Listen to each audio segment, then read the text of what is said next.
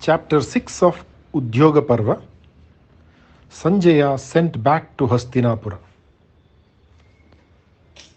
Sanjaya sat silent after delivering the message of Dhritarashtra. There was silence for just a moment. The Pandavas were stunned by the impertinence of the old blind king. Bhima got up from his seat and began to stride up and down. He could not sit down, not after hearing this. Sahadeva looked like a thunder cloud. His breast was heaving rapidly. Arjuna looked at Krishna. He would have taken his Gandiva in his hand and marched to Hastinapura at that moment. The old man Drupada was sitting, the picture of consternation. Sanjaya looked at all of them and again at Yudhishthira as if to ask him for a reply. Yudhishthira was too distressed to speak.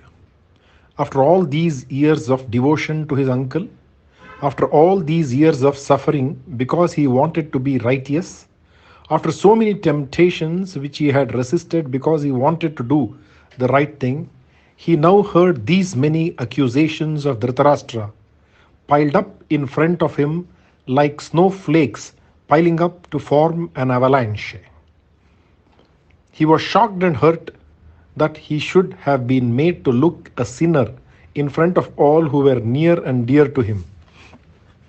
With wet eyes, he looked at Sanjaya and said, "I suppose the king did think that all these accusations are true. I cannot express any opinion at all. It is not for youngsters to find fault with their elders. It is a privilege granted to age. My uncle is taking full advantage of his privilege. You are, after all, a messenger. I must not show my anger against you. You have just conveyed the words of our uncle to me. As for my reply, I leave it to Krishna. He has heard the message. Whether I should fight after this message from my uncle or whether I should fight because of this message should be decided by him. All my actions so far have been sanctioned by him. I have never done anything which has not had his approval. His disapproval means so much to me. Now he must decide my future for me. I abandon all dharma and fall at his feet.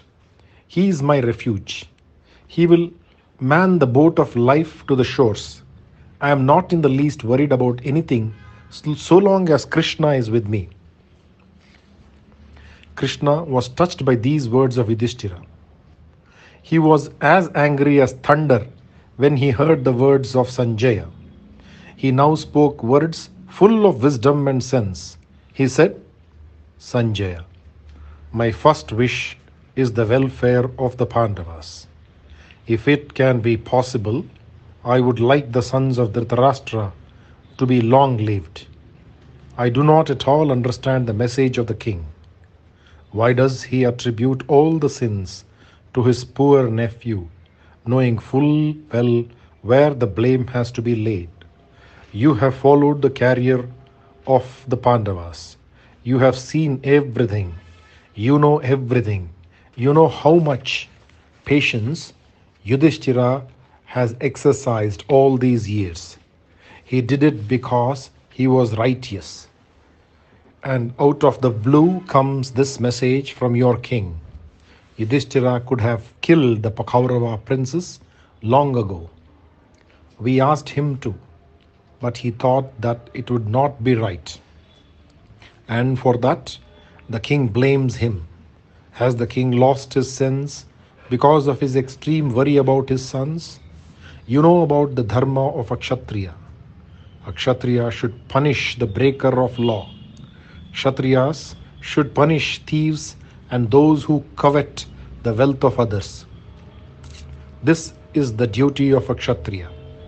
And according to that, Yudhishthira should punish the sons of Dhritarashtra. This king of yours has no right to talk about dharma to Yudhishthira, the image of dharma. It is impertinence. It is an insult to our king. Your king is as much a thief as his sons. See, since he encouraged the robbery and enjoyed the fruits of the robbery all these years. Even now, we are not enamored of the idea of fighting. We do not want to destroy the immense army of Duryodhana. We want peace. If our king Yudhishthira gets his kingdom back, all our preparations for war will be at once cancelled. You must go back to your king and tell him all that happened here. Tell the people in the court of the king that the insult they offered to Draupadi is reason enough to kill all of them without hesitation. Tell Radheya that the words he spoke to Draupadi when she was standing in the Kaurava court are not forgotten by Arjuna. They are keeping him awake at nights.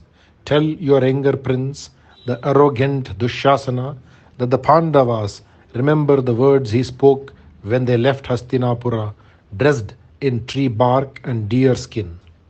He called Bhima cow. Bhima remembers it. He is thirsty for the blood of that man. Tell Duryodhana that, waking or sleeping, Bhima can just one thing, the plump thigh of Duryodhana. He has not, even for a moment, forgotten it. Sanjaya, you know all that happened, and yet you bring us this message from your king. Nakula has not forgotten Uluka, and neither has our Sahadeva forgotten the crafty Shakuni and his crooked smile when he told Yudhishthira, "You still have Draupadi." It is too well known to the world, or else I would begin at the beginning and recount the atrocities perpetrated by your king and his sons. Still, we for peace. Your king is crying out for peace since he is afraid for his sons.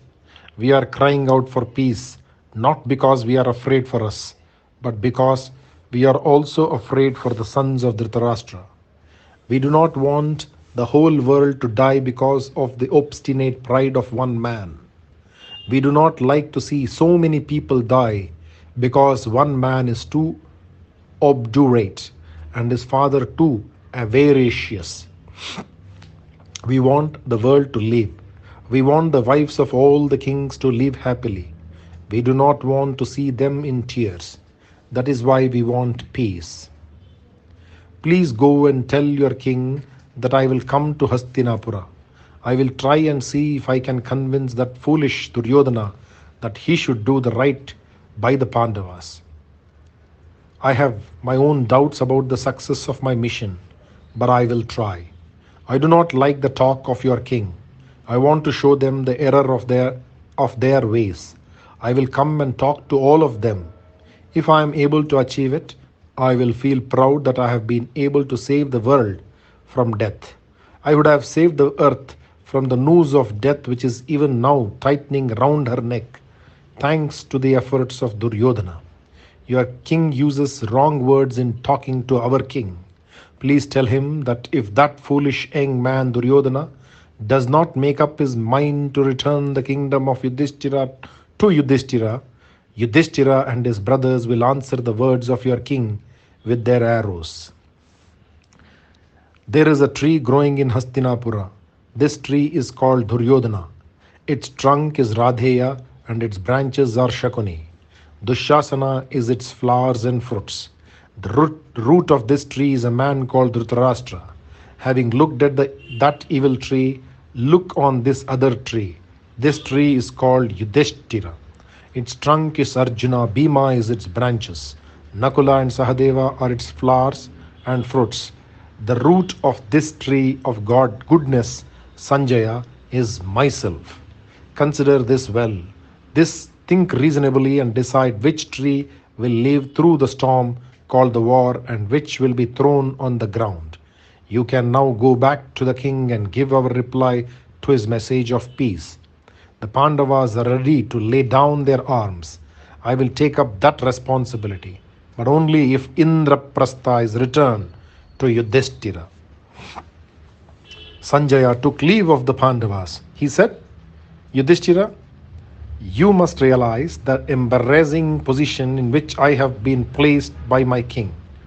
You and your brothers and your dear Krishna must look on me with affection.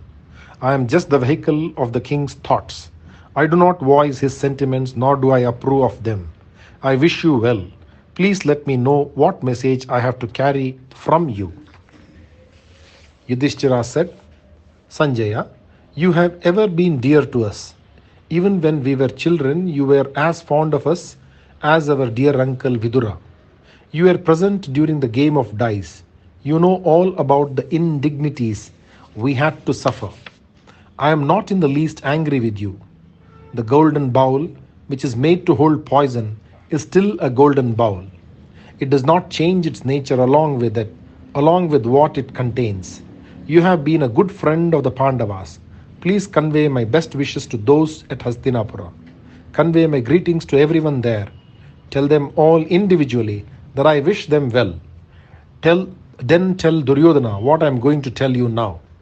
Duryodhana, this your desire, which is always making music in your heart, this desire to be master of the entire kingdom of the Kurus, is a vain desire. As for us, we do not want to do anything unpleasant. In fact, we want everything to be pleasant. You are a great king. Be really a great king. Give back to me my Indraprastha or fight with me. I wish to rule my kingdom again. I hope you will be sensible enough to listen to my words. Arjuna did not like this soft message. He said, Ask your Duryodhana to release Indraprastha from her bondage. Yudhishthira is her lawful owner. If, however, he is foolish enough to refuse our course is clear. He will have to face Arjuna, Bhima, Nakula, and his powerful brother Sahadeva. We have on our side Krishna, Satyaki, Drishtadyumna, Shikhandi, and Yudhishthira, whose patience has now reached its teether end. Let your king note this. For his making Yudhishthira sleep on the ground for 12 years, we will make him and his friends sleep on the battlefield. This, our king Yudhishthira, has controlled his anger for the last so many years. If he gives vent to it, Duryodhana will be burnt by its intensity.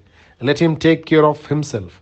Like fire burning a forest to ashes, Yudhishthira will destroy the entire host of the Kauravas with his wrath. Duryodhana wants war. Let him have it. He will see the mighty Bhima with his mace uplifted, walking on the field of battle. Your Duryodhana will see him kill all the sons of Dhritarashtra. There will be no difference between him and Yama, the other person who wields a mace. Let Duryodhana remember the sons of the Pandavas, particularly Abhimanyu, the son of Arjuna and the nephew of Krishna. He is a child, but not when he fights. Here we have Virata and Drupada, who are invincible. Perhaps Duryodhana does not remember his old associates, Shikhandi and Drishtadyumna. They remember him though. Drishtadyumna will be our commander-in-chief. Let your king take note of that. It is evident that Duryodhana does not remember the great Satyaki, or else he would have thought twice before embarking on this voyage to the kingdom of Yama. Satyaki is the greatest of all our fighters. With him on our side, we are all able to sleep without any worry. Tell Duryodhana that I will be there. My chariot with its 4 white horses will be driven by Krishna. Think of that. Krishna will be my charioteer. Why should Duryodhana be so optimistic even after knowing this? Tell him that the Pandavas will be performing a great yajna. The preceptor for this will be Krishna. The Vedas that will be chanted will be the eternal music of the twang of my bowstring. The sacrifices will be the entire Kuru host, Shakuni, and last but not the least, his dear friend Radeya. You can carry my message back to Duryodhana. Yudhishthira said, My dear Sanjaya, you must try and convince the king that he should return my kingdom to me. Tell him about the injustice of the last so many years, ever since we were brought to Hastinapura, 17 days after the death of our father. Please try, all of you, to avert the death of the Kauravas. I do not want to be the cause of this dire calamity. If all other things fail, tell Duryodhana that even if he gives me just 5 cities, or rather villages, I will be happy. Yudhishthira ignored the outraged eyes of his brothers and continued, Sanjaya, tell him that I want Indraprastha, Vrikaprastha, Jayanta, and Varanavata. These four I must have. The fifth I leave to Duryodhana. He can give me any other city. Try and see if you can avert the dreadful war at least by this. I do not want to see them dead. I want to live in peace with my cousins. Sanjaya took leave of all of them. He was taken to the army camp and he saw the army of the Pandavas. He then returned to Hastinapura. Shri Krishnar Pranamastu.